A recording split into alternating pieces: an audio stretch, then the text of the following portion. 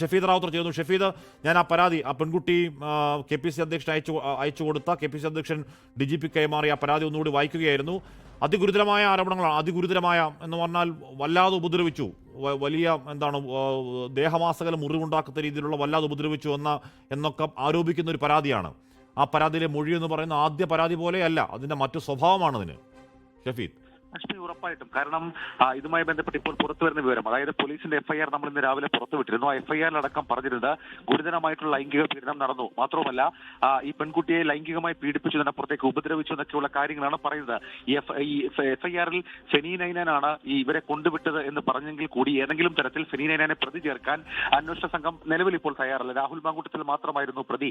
പക്ഷേ ഇപ്പോൾ ഈ പരാതിക്ക് ഒരു മുഖം വന്നിരിക്കുന്നു, പരാതിക്കാരി ഉണ്ടായിരുന്നിരിക്കുന്നു.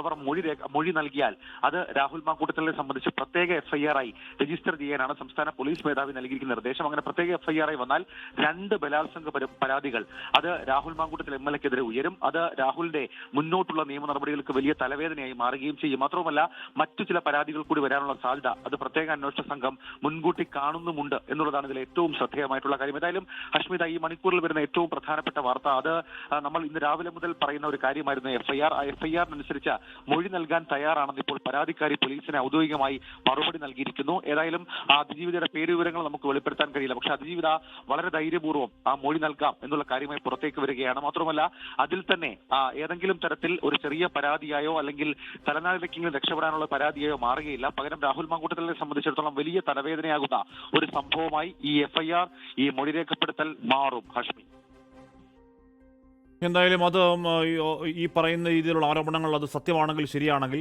അങ്ങനെ പറയേണ്ട കാര്യമില്ല. ഒരു പെൺകുട്ടി അങ്ങനെ വെറുതെ ഇല്ലാത്ത ആരോപണങ്ങൾ, ഇത്ര ഗുരുതരമായ ആരോപണങ്ങൾ പറയുമോ? ഇല്ല.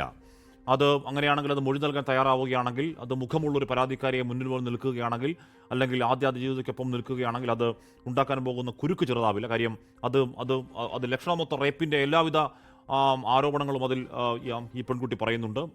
വിവാഹ വാഗ്ദാനം നൽകിയ കൊടിയ വഞ്ചനയുടെ കാര്യമൊക്കെ ആ പരാതിയിൽ പറയുന്നുണ്ട്. ആ കുട്ടി മൊഴി നൽകുകയാണെങ്കിൽ ഏത് രീതിയിലാണ് രാഹുൽ മാങ്കൂട്ടത്തിൽ ഹൈക്കോടതിയിൽ ഒരു ജാമ്യം കിട്ടുക എന്ന കാര്യമൊക്കെ നമുക്ക് കണ്ടറിയണം, കാത്തിരിക്കണം.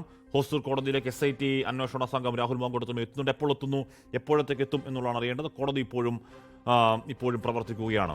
ലോകത്തെവിടെയായാലും ഏത് സമയത്തും 24 വാർത്തകളും ഓഗ്മെന്റഡ് റിയാലിറ്റി പാക്കേജുകളും എക്സ്പ്ലെയിനറുകളും വിശദമായി കാണാൻ ഞങ്ങളുടെ YouTube ചാനൽ നിങ്ങൾക്ക് സബ്സ്ക്രൈബ് ചെയ്യാം.